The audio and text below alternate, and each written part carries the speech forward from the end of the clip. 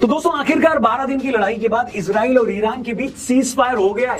बड़ा सवाल हर किसी के जहन में यह है कि आखिर इस वॉर का हासिल क्या हुआ है, इस युद्ध में जीत किसकी हुई है। क्या इजराइल ने अपने सारे गोल्स अचीव कर लिए? क्या ईरान अब वाकई न्यूक्लियर बम बनाना छोड़ देगा? और क्या अमेरिका और ईरान के बीच रिश्ते नॉर्मल हो पाएंगे? ये कुछ ऐसे सवाल हैं जिसके जवाब पूरी दुनिया जानना चाहती है। हम कोशिश करेंगे अगले कुछ मिनटों में 12 दिन की इस लड़ाई के एक एक एंगल की जानकारी आपको दे। वीडियो पसंद आए तो इसे अपने दोस्तों से जरूर शेयर करना और चैनल को भी सब्सक्राइब करना। सबसे पहले बात करते हैं सीज फायर की। तो हुआ ये कि 24 जून की सुबह अमेरिका के बड़बोले राष्ट्रपति अमेरिकी social media handle truth social पर उन्होंने लिखा कि आखिरकार इजराइल और ईरान में सीज फायर हो गया है। ट्रंप ने इजराइल और ईरान दोनों देशों का एक तरह से मजाक उड़ाते हुए लिखा कि ये दोनों देश एक साथ मेरे पास आए और बोले कि हमें पीस चाहिए। मैंने कहा इससे अच्छी बात मिडिल ईस्ट के लिए और क्या हो सकती है।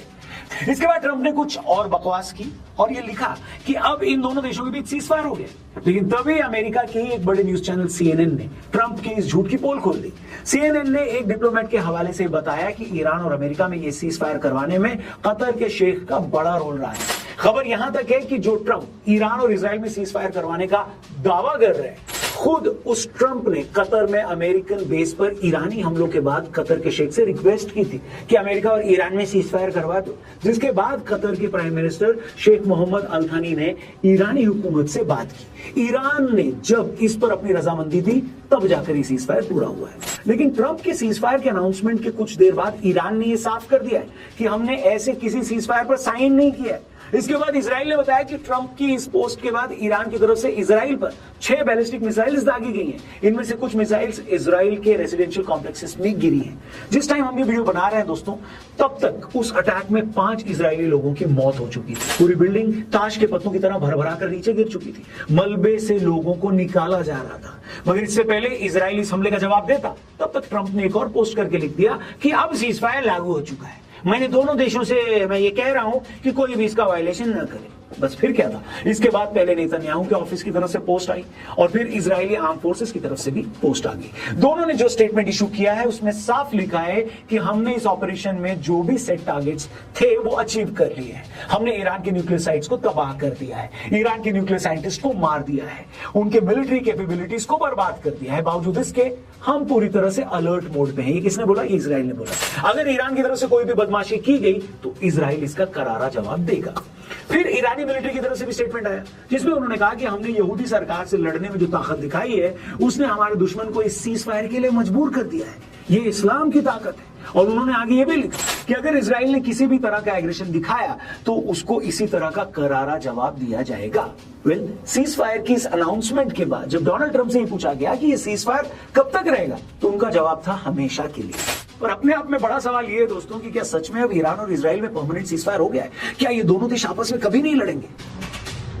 देखिए 11-12 जून को जब इजराइल ने 100 से ज्यादा एयरक्राफ्ट के साथ ईरान पर हमला किया था तो पूरी दुनिया हिल गई थी। पहले दिन के हमले में इजराइल ने ईरान के 6 न्यूक्लियर साइंटिस्ट, ईरान मिलिट्री की पूरी टॉप कमांड और ईरान के तीनों न्यूक्लियर साइट्स पर हमला कर दिया था।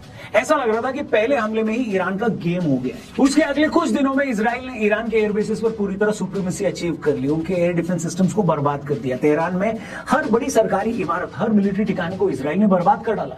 फिर रही सही कसर 22 जून की सुबह हुई जब अमेरिकन स्ट्राइक ने इस कसर को पूरी की, अटैक कर दिया। अमेरिकन B-2 बॉम्बर्स ने ईरान की 3 बड़ी न्यूक्लियर साइट्स पर क्लस्टर बॉम्ब्स गिराकर उसे बर्बाद कर डाला। लेकिन ये कोई छोटा मोटा लेकिन नहीं है। लेकिन इन सब के बावजूद सवाल ये है कि क्या इजराइल और अमेरिका ने ईरान को घुटनों के बल ला दिया? क्या इजरायली और अमेरिकन हमलों के बाद ईरान अपने न्यूक्लियर प्रोग्राम को कभी दोबारा शुरू नहीं कर पाएगा? तो दोस्तों इसका जवाब है नहीं। दरअसल अमेरिका और इजराइल के ईरान पर अटैक करने की सबसे बड़ी वजह यही थी कि ईरान चोरी छिपे न्यूक्लियर बम बना रहा है और दोनों देश उसे ऐसा करने से रोकना चाहते थे। मगर खुद अमेरिकन एक्सपर्ट्स ये दावा नहीं कर रहे हैं कि अमेरिकन अटैक के बावजूद फॉर्डो साइट्स पूरी तरह बर्बाद हो चुकी है। ईरान तो ये बोल ही रहा है कि हमारा सारा इंफ्रास्ट्रक्चर इंटैक्ट है, हमने जरूरी कंपोनेंट्स को पहले ही वहां से मूव कर दिया था। और यही सबसे बड़ा सवाल है कि ईरान के जिस न्यूक्लियर प्रोग्राम के लिए अमेरिका और इजराइल ने उस पर हमला किया था, अगर वो पूरी तरह से सलामत है या यूं कहें कि उसे बनाने के लिए जरूरी सारी चीजें अब भी ईरान के पास मौजूद हैं, तो फिर इजराइल को इस अटैक से मिला क्या? तीसरी बात, 12 दिन के बाद लड़ाई उस पॉइंट पर पहुंच गई थी जहां इजराइल और अमेरिका दोनों को यह डिसाइड करना था कि अब इस लड़ाई को और कहां लेकर जाना है। हम एक पल के लिए मान भी ले कि दोनों कंट्रीज श्योर हो गई थी कि हाँ भाई हमने ईरान की न्यूक्लियर साइट्स को तबाह कर दिया। इसके बाद उन्हें खुद से ये पूछना था कि अब इस लड़ाई से और क्या अचीव करना है। इसके बाद इजराइल और अमेरिका चाहते तो खुमैनी का तख्ता पलट कर सकते थे और लड़ाई को तब तक खींचते जब तक कि खुमैनी को या तो मार नहीं दिया जाता या गिरफ्तार वो नहीं हो जाते। पर यह काम इतना आसान नहीं था। रशिया पहले ही कह चुका है कि अगर इजराइल या अमेरिका ने ईरान में तख्ता पलट करने की कोशिश की तो इससे पूरी सिचुएशन और सीरियस हो जाएगी। ऐसा करने के लिए इजराइल और अमेरिका को इराक की तरह जमीन पर अपनी फौजें उतारनी पड़ती। अब ईरान कोई गाजा पट्टी जितना छोटा तो है नहीं। अगर जमीन पर फौजें उतरती तो अमेरिका और ईरान की फौज को बहुत नुकसान उठाना पड़ता। जब वियतनाम जैसे छोटे से देश में अमेरिका जमीन पर उतरकर वहां की फौज को और लोगों को नहीं हरा पाया तो ईरान में तो यह काम बहुत ज्यादा मुश्किल था। इनफैक्ट एक्सपर्ट्स कहते हैं कि ये हो ही नहीं पाता। वैसे अमेरिका ने और इजराइल ने कई बार ये सिग्नल दिए थे कि जब तक खुमैनी को हटाया नहीं जाता तब तक ईरान के साथ रिश्ते नॉर्मल नहीं हो सकते। लेकिन जैसे कि मैंने बताया खुमैनी कोई अकेला आदमी तो है नहीं, पूरी की पूरी ईरानी फोर्स उनके साथ खड़ी है।